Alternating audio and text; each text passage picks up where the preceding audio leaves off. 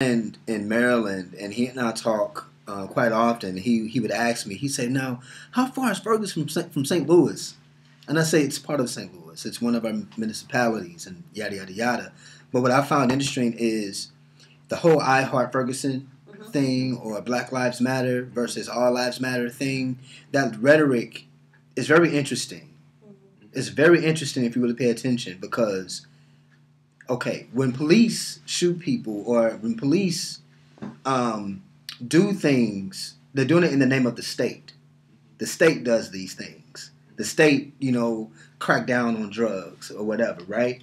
And so when the state kills a child, even though he may be a big child or maybe an angry child, he's still a child.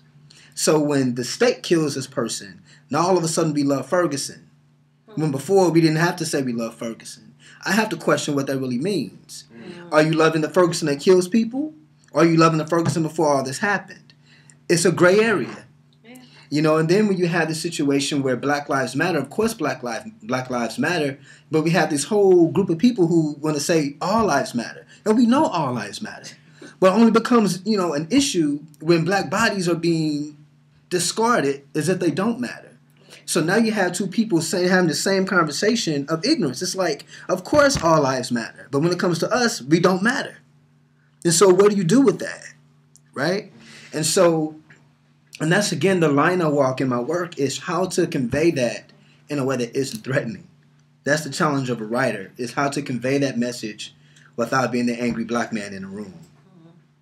I've always been the angry black man in the room.